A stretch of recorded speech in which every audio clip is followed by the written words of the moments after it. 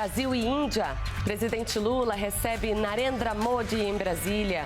Países anunciam acordos em segurança, energia e transformação digital. Economia aquecida. Vendas no comércio varejista sobem 3% nos últimos 12 meses. Em 2025, a alta é de 2,2%. E mais, no Brasil contra a fake de hoje, o tema é o Bolsa Família. Atenção para não cair em golpes e repassar informações falsas que circulam na internet. Veja também Cultura em Movimento. Lei Rouanet registra recorde histórico em 2025, com quase 766 milhões de reais captados para o setor. Hoje é quarta-feira, 9 de julho. O Brasil em Dia, primeira edição, começa agora.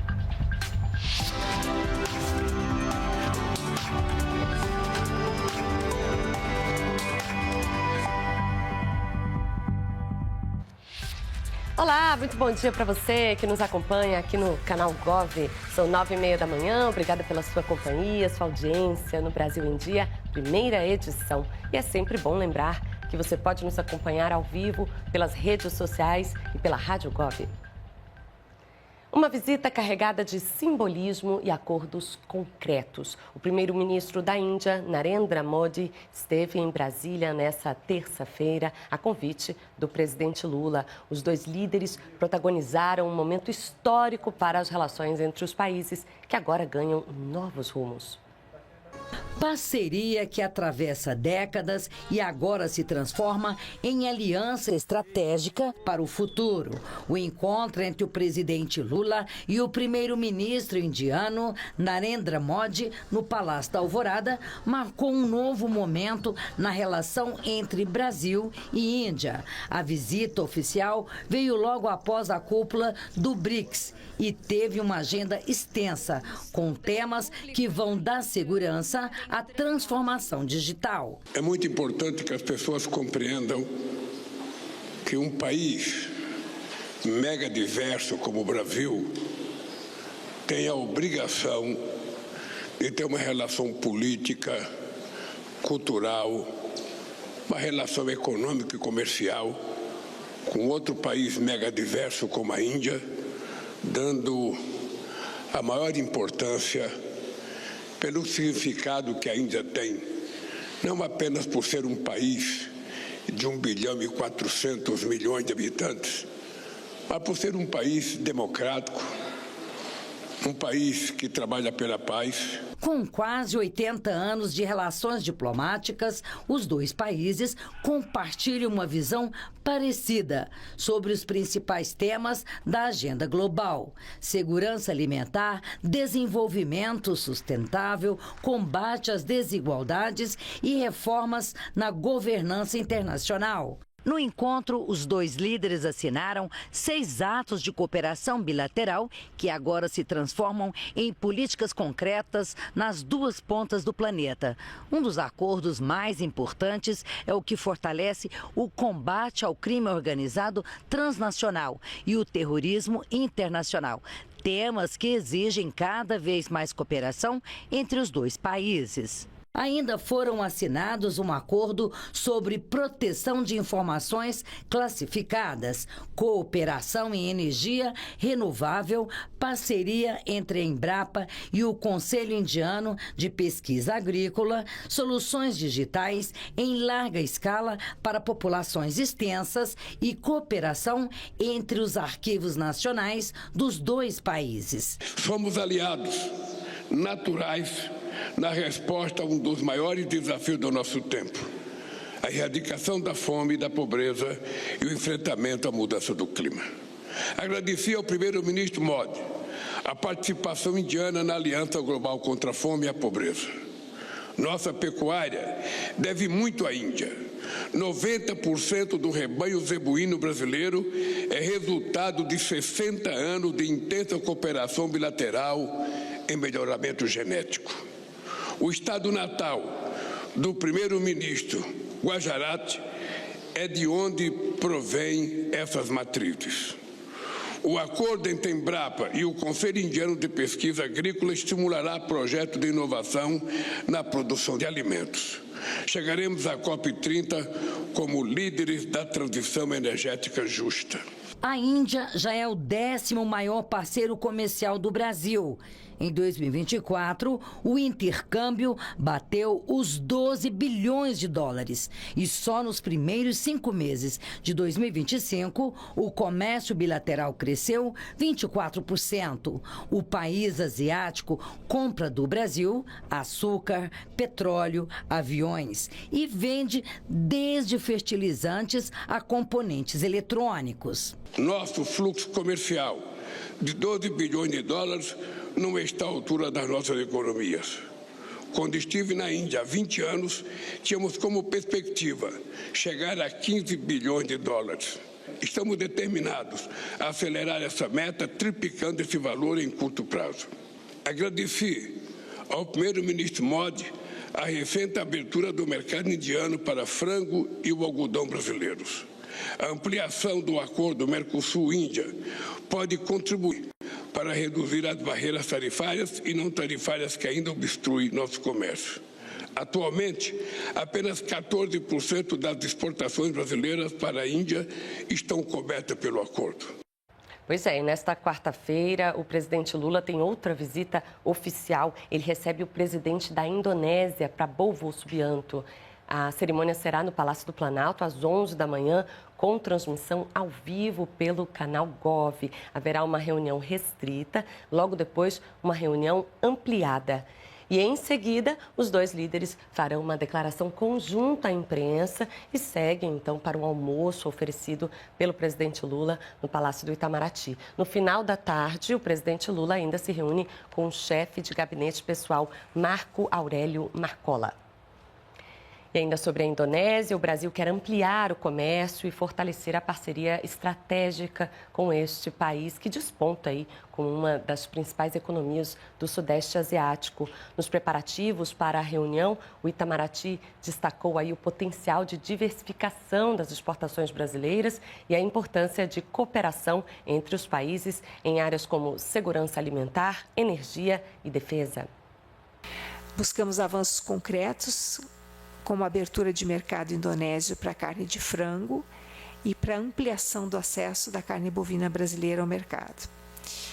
Temos também a expectativa de que a visita resulte em avanços nas áreas de acesso a mercados, segurança alimentar, energia renovável, biocombustíveis, defesa e educação, e em outras áreas de interesse mútuo.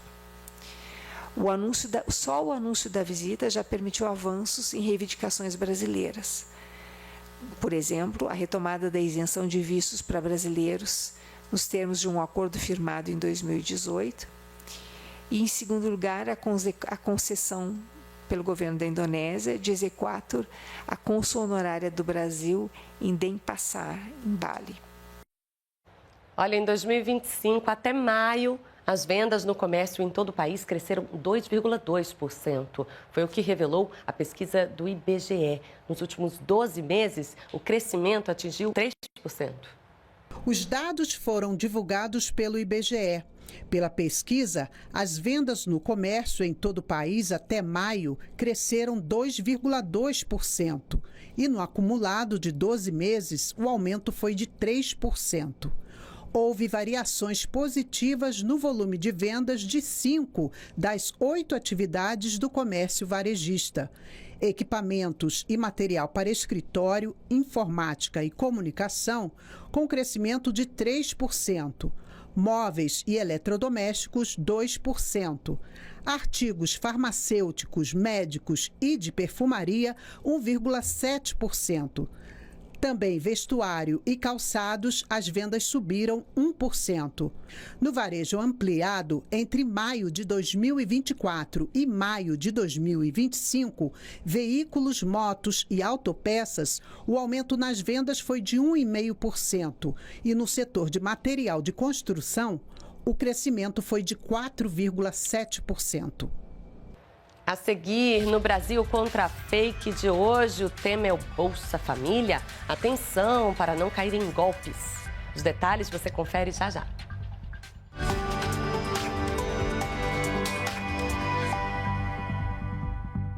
Já estamos de volta e olha só, o nosso recado agora é de alerta. É falsa uma informação que circula nas redes sociais de que o governo federal estaria facilitando o desvio de recursos do Bolsa Família para o narcotráfico. Esse é o tema do nosso quadro Brasil contra a Fake. Vamos ver.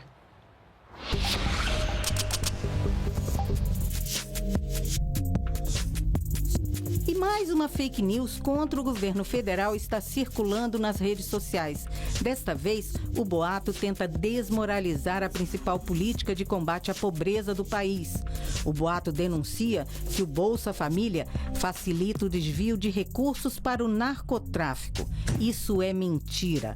A falsa notícia distorce os dados de uma pesquisa realizada pela Fundação Oswaldo Cruz sobre os benefícios do programa.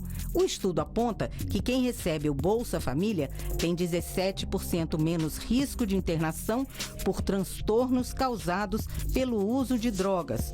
E essa diferença salta para 26% quando a comparação é sobre consumo de bebidas alcoólicas.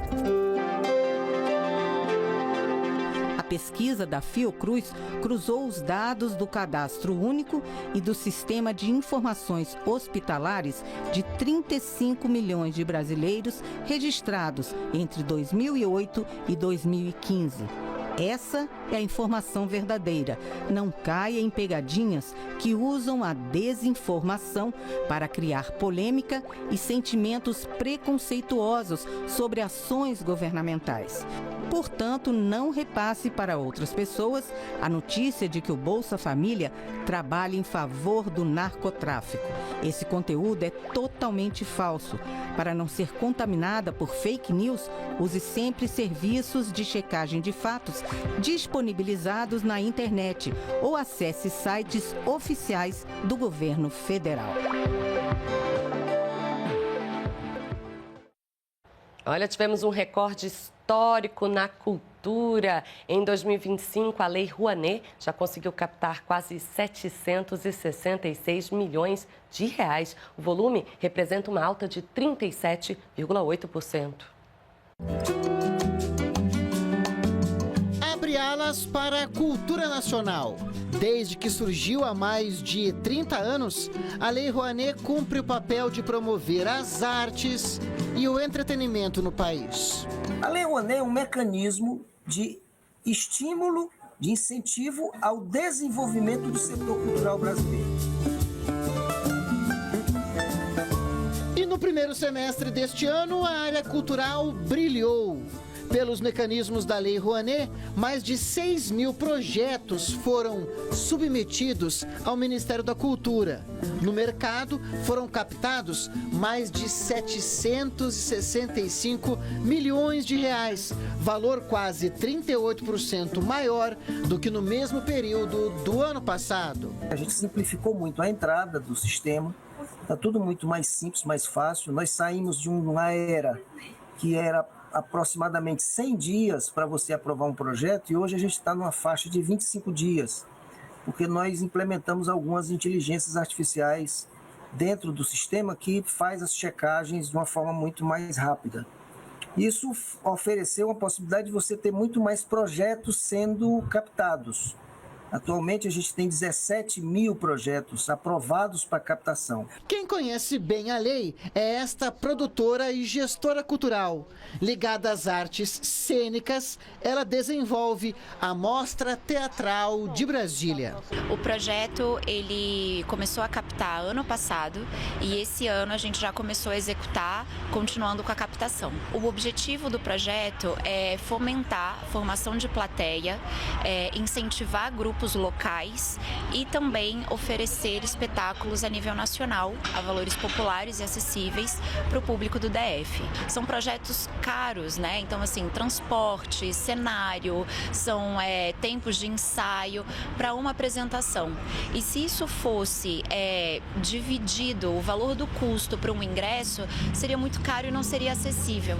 Então, dentro, né, da realidade financeira da nossa população, a gente realmente precisa fomentar isso para proporcionar cultura para a nossa sociedade. A engenharia da Lei Rouanet é a seguinte: O setor empresarial financia propostas culturais, ganha créditos como contrapartida para abater em impostos. As atividades podem exibir a marca do patrocinador, o que trouxe uma armadilha para o setor, já que grandes patrocinadores desejam ligar seu nome a um grande artista. Por isso, novas ferramentas foram criadas no contexto da Lei Rouanet para diversificar a produção cultural. Nós criamos o que a gente chama de programas especiais da Rouanet. Nós vamos fazer agora, no dia 7 de agosto, o lançamento do Programa Rouanet Nordeste, que vai pegar os 9 estados da região e vamos levar para lá 40 milhões de reais. Também com a mesma característica, os agentes culturais precisam estar sediados no Nordeste.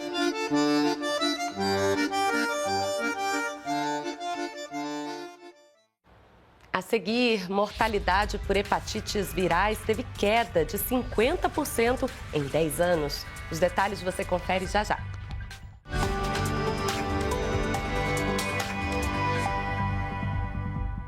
Já estamos de volta com o Brasil em Dia, primeira edição. E agora um dado surpreendente. O Brasil se destacou como o segundo país com mais aeroportos bem avaliados no mundo.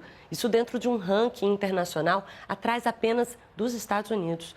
Vamos então conversar ao vivo com a repórter Cláudia Boiunga, ela que fala de um dos aeroportos aí mais bem avaliados, o Santos Dumont. É isso, Claudinha? Bom dia, Vanessa. Bom dia a todos. É isso mesmo.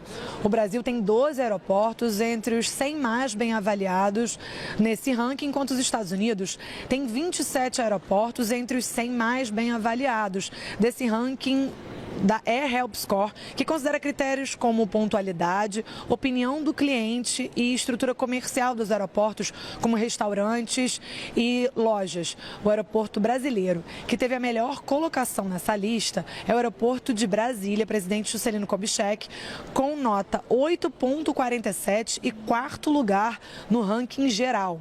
Os 3 primeiros aeroportos do levantamento são o aeroporto da Cidade do Cabo, na África do Sul, o aeroporto de Hamad, em Doha, no Catar, e o aeroporto Rei Khaled, em Riad, na Arábia Saudita. Voltando a falar dos brasileiros, entre os mais bem colocados, entre os 100 mais bem colocados, estão o Aeroporto Internacional de Belém, no 13º lugar, e o Aeroporto Santos Dumont, aqui onde eu estou, no Rio de Janeiro, que recebeu a 17ª colocação. Entre os 100 primeiros também estão outro aeroporto do Rio de Janeiro, o Aeroporto do Galeão, além do Aeroporto Internacional de Curitiba, o Aeroporto Internacional do Recife, o Aeroporto de Guarulhos, o Aeroporto de Congonhas, ambos em São Paulo, o Aeroporto Internacional de Florianópolis, o Aeroporto de Viracopos, também em São Paulo, e o Aeroporto Internacional de Confins. Vanessa, eu volto com você. Ok, Claudinha, obrigada pelas informações e bom trabalho aí no Rio de Janeiro. E olha, para dar mais conforto, segurança aos usuários de transporte coletivo em todo o país, o governo federal tem investido no processo de modernização da frota nacional por meio do PAC, o Programa de Aceleração do Crescimento. Neste ano, as empresas com projetos industriais para o setor podem enviar suas propostas até dezembro. Tecnologias limpas e maior eficiência energética com ônibus elétricos. Essa é uma das prioridades do governo federal para a redução de emissão de gases poluentes e promover maior sustentabilidade. E a novidade no setor de transporte coletivo são os motores Euro 6. O funcionamento é a diesel, mas eles retêm até 85% dos poluentes antes de liberar o gás na atmosfera. Outro modelo que ajuda na redução de poluentes é o Euro 5, que funciona com biocombustível. De olho no futuro sustentável, essa empresa de ônibus de Brasília investiu adotando o modelo Euro 5 biocombustível e agora está fazendo a transição para o Euro 6. São 729 novos ônibus que passam a fazer parte da frota, sendo 208 já com a nova tecnologia. E a empresa estuda ampliar o projeto de modernização. Nós estamos passando por um processo de renovação, né? Hoje, a nossa frota de articulados e de padrão com motor traseiro, ela já é 100% Euro 6 e agora estamos iniciando o nosso processo de renovação da frota convencional. Hoje nós já temos 415 veículos Euro 6 em operação no Distrito Federal. O motorista da empresa já sente a diferença em dirigir o ônibus com a tecnologia de ponta. É um carro que não polui, é um carro muito macio e bem gostoso de se dirigir. Em 2023, para a renovação da frota dos setores públicos e privado em todo o país, o governo reservou 13 bilhões de reais. O dinheiro foi para a compra de 8.200 ônibus novos em 152 cidades de 23 estados. Já em 2024, o setor público foi contemplado com 10 bilhões e meio de reais em investimentos por seleção do PAC.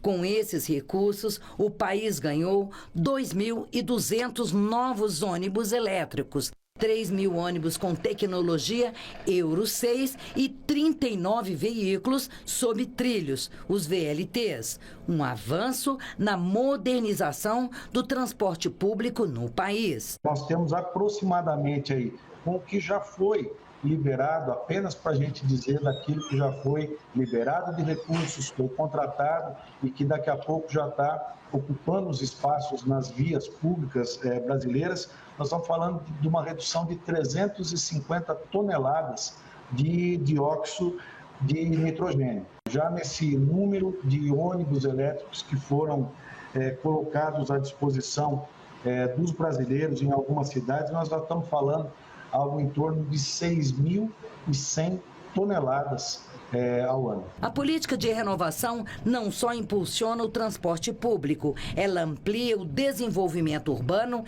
e ainda contribui para a geração de empregos e o fortalecimento da indústria nacional. Neste ano, a seleção do PAC para investimentos no setor está aberta permanentemente. Essa nova seleção em 2025 é uma seleção que a gente chama de contínua, né? Ela se abre e não tem uma data de encerramento, o que nos permite receber constantemente as novas solicitações. Na verdade, é uma espécie de um complemento daquela seleção que foi feita ano passado e agora, com uma janela aberta, já com uma boa parte da demanda atendida anteriormente, a gente vai recebendo novas iniciativas, novas propostas e continuando a atender. A mortalidade por hepatites virais teve queda de 50% entre 2014 e 2024, com o registro de uma morte a cada 1 milhão de habitantes. Os dados estão no Boletim Epidemiológico de Hepatites Virais do Ministério da Saúde, que mostra ainda uma redução dos casos entre crianças menores de 10 anos. Resultado conquistado com a vacinação. Veja na reportagem. A meta da Organização Mundial da Saúde, a OMS, é reduzir em 90% as mortes por hepatites no Brasil. Para acompanhar os casos e estimular o tratamento, o Ministério da Saúde também lançou um painel de monitoramento e de apoio à busca ativa e ao cuidado da população. A plataforma é inspirada na estratégia de combate ao HIV no Brasil. Quando a gente fala de hepatite A, B, C e D, se a gente for fazer uma campanha para cada vírus, fica bastante complicado. E os vírus eles são diferentes entre si. A única semelhança deles é que eles atingem o fígado. Mas são vírus com modos de transmissão diferentes, com epidemiologia diferente. Então, criar uma campanha com uma linguagem única é um verdadeiro desafio e eu entendo que esse ano esse desafio foi conseguido com o comando único de um teste pode mudar tudo. Que, na verdade, o que a gente realmente quer é aumentar o diagnóstico, a gente quer que a população esteja alerta com relação às hepatites virais e procure os serviços de saúde para realizar sua testagem. A iniciativa da OPAS de eliminação visa eliminar as hepatites virais até 2030. Uma meta bem alinhada com as metas do programa Brasil Saudável do SUS. Gostaria de parabenizar o Ministério da Saúde e do SUS pelos avanços impressionantes na redução da transmissão e mortalidade que acabamos de ver na apresentação, pelos avanços nos guias e também nos sistemas de informação, como a nova plataforma de monitoramento, e nos produtos epidemiológicos que são tão importantes para esse processo de eliminação. A hepatite é uma inflamação no fígado que pode ter diferentes causas, como vírus, uso de medicamentos ou consumo excessivo de álcool. Os tipos mais comuns são as hepatites A, B e C. A hepatite A é transmitida por alimentos e água contaminados e costuma ter evolução benigna. Os tipos B e C são mais preocupantes porque podem levar a complicações graves, como cirrose e câncer de fígado.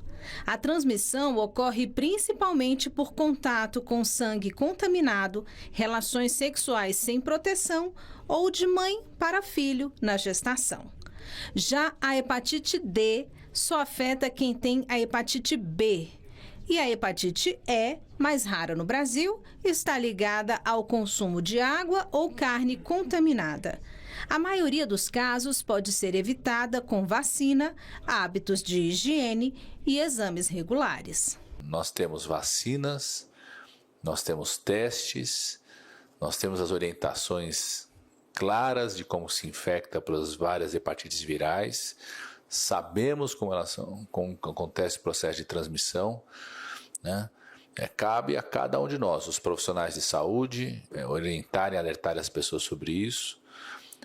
Cabe aos gestores dispor aquilo que o Ministério compra, que o Ministério distribui para as equipes, para as unidades de saúde. Cabe à população procurar, não só ter as práticas, né, que são orientadas para se proteger do risco da infecção de cada um dos tipos das hepatites virais, mas procurar para vacinar, procurar para fazer a testagem, né, aproveitar ao máximo essas oportunidades. O Ministério da Saúde lançou uma campanha para alertar que muitas vezes os sintomas das hepatites podem ser silenciosos. Por isso, a importância de se realizar testes, que podem ser feitos pelo SUS e de forma gratuita. E essa mobilização também lembra a importância da prevenção por meio da vacinação e do uso de preservativos. As hepatites virais muitas vezes não apresentam sintomas até estarem avançadas, mas dá para prevenir e tratar. Está esperando o quê? Procure um serviço de saúde e faz logo esse teste.